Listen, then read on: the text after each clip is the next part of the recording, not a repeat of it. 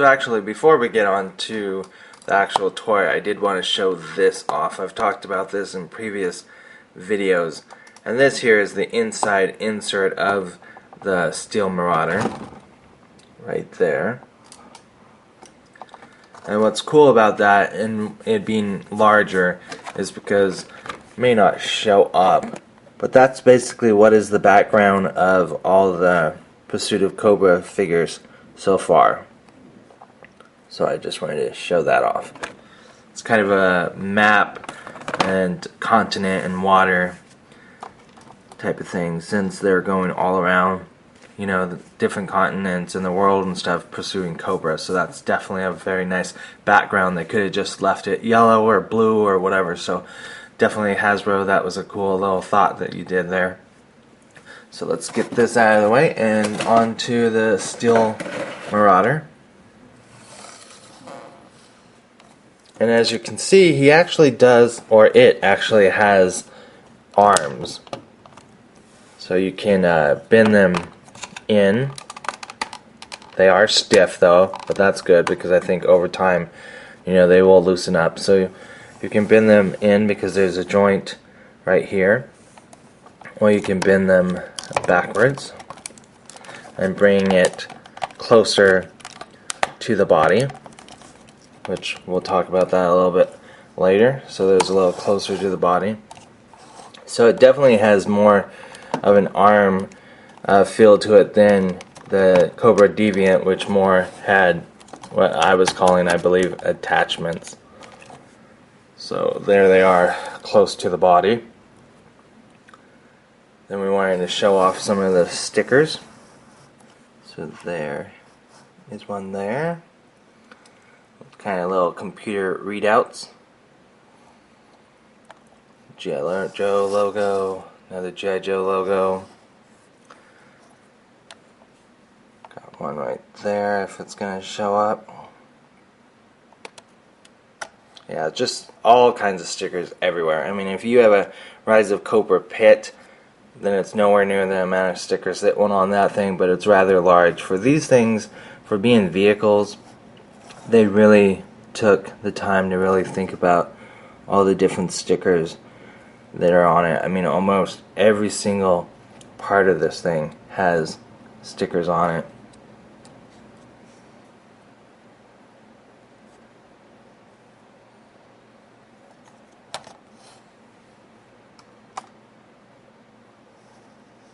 So hopefully we got all those stickers covered. The other thing I really like is obviously a lot of detail went into these. You know, you've got all this exhaust and tubing. So they are pretty much the same for the legs. You know, the arms are basically different, but the rest of the body, cockpit, they both have these guns on the side here. Get the other one facing forward as well. So I think that's pretty much all we can really show about it, and then we'll do more of a comparison later. So let's bring in Kickstart. So here's Kickstart.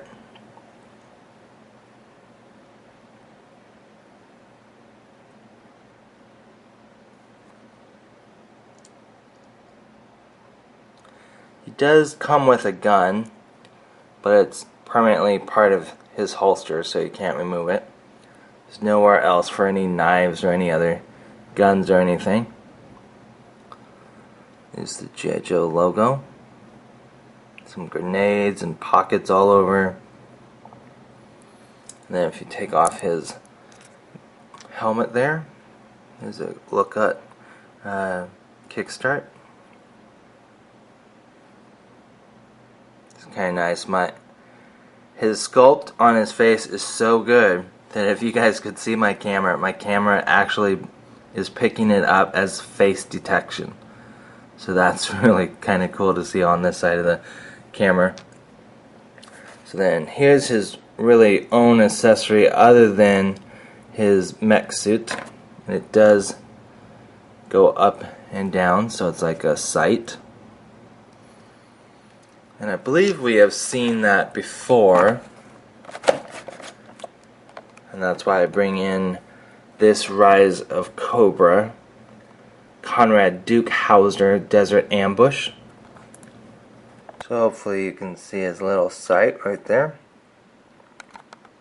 It's not colored or anything, and it's more glossy compared to... Sorry, I have to keep my hand there. The autofocus wants to go on to the back of the box.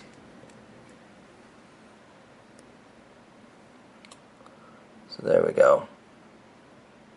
So this one's more painted, has a green spot, and it has more of the matte finish, I believe, than the glossy one. But good job, Hasbro. You reused a part, so at least give us a paint spot right there. So that's really nice. So at the beginning we talked about the claw, which there's that claw right there. Really, really nice. And it has a button in the back, this yellow one right here. And when you push that in and out, it moves the claw. So when I first saw this, I was like, oh yeah, look at that. Very, very cool. Very scary. So, I mean, this is just like some of the figures. You just get them, you know, either right out of the box, or you just move it any way, and from any and every angle. If you're a fan of these mechs, they look so cool. I mean, just right there, it's like, come on, bring it on type of thing. So then the other thing I wanted to show, since we showed off Kickstart, is we do have an opening cockpit. And so there is what the cockpit looks inside. And then we've got little movable joysticks, handles. Gives more of that feel of realistic, you know, because you can totally see if he's moving this, that it controls this arm over here, and vice versa. Definitely looks nice and comfy and roomy. So this is the one that's really been updated, as far as I know, than anything else on the mech. It's basically just the cockpit was enlarged in order to fit Kickstart. So let's go ahead and put Kickstart in. If I have to say anything that's kind of tough about having these mechs, is that they have these cockpits, and it's only held together by a very, very thin, in my opinion, clasp, I guess is what we would call it. So I think mine got loose, but they, at least on mine, they like to come off really easy. So definitely be careful with that, because I could see it breaking if mine hasn't already. You know, I can't really tell too much, but it is pretty easy to get his hands to hold the joysticks, which is nice too, because it is a toy after all. But for us older collectors, and maybe even some of the younger ones, it is really, really nice when you're able to use it as realistic. I tried to get it, but hopefully you can see that he is holding one of them. So with some work you can totally get him to hold both of them, which I can always edit this part out if I have to. Alright.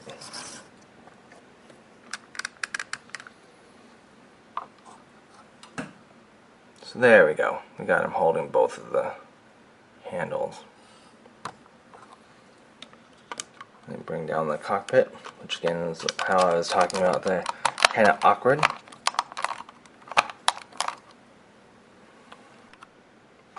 Alright, so there we have him in the cockpit, but I guess it's not really that roomy for him. He's almost like right up against the glass. But it's kind of cool because there is that little black thing right there, so if you line up his head perfectly, you can say that that's how he basically looks through that, and these things are how he sees those. So these are kind of like his goggles for the mech or something like that. Then another thing we wanted to show off that I thought was really cool that somebody pointed out was the handle down here at the bottom of the mech. So you can totally see the mech getting down pretty much like that, and then kickstart doing one of these things, I guess, and jumping in there. So that handle is really nice. Then I wanted to show off the Gatling gun. Let's try and aim it at the back of the box. And this time you just twist this thing and it should fire them.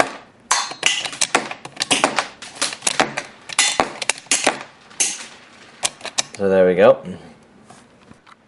So then I thought it'd be fun to show it sideways, so let's see if this works. So definitely nice, very smooth. I think there was only maybe one hesitation, but that could have been on my part and not so much the mechanics of this Gatling gun.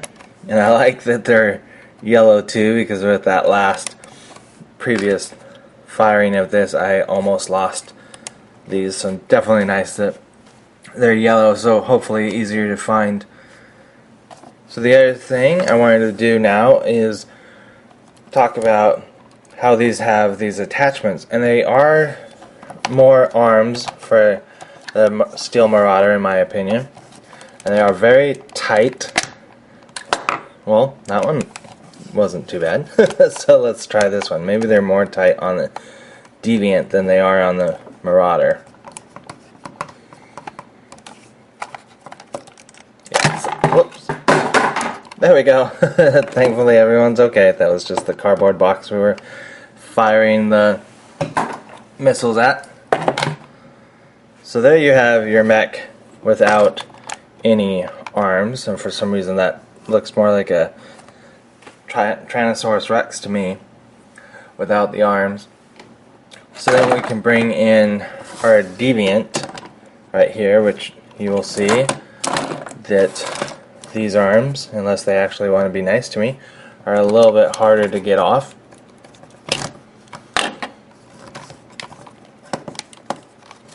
That's why this cockpit part scares me, because you can snap that, so definitely grab most of the base when you go. Don't grab up here or there or whatever, in my opinion. So now that you have your two walkers here, or mech suits, difference is you have the legs here and they're kind of facing forward as you would expect, you know, almost a human's legs to be. And what they've actually done with the Deviant is they've bent them backwards. And I definitely like what one of my viewers and friends was saying, that with this one, and maybe even he'll also think this one looks like it too. Not thinking of the name right now, but basically the figure, or not figure, but robot, I guess, from RoboCop. I'm not sure which RoboCop. Maybe it is the very first one. That's basically what this, I think, Ed or something like that.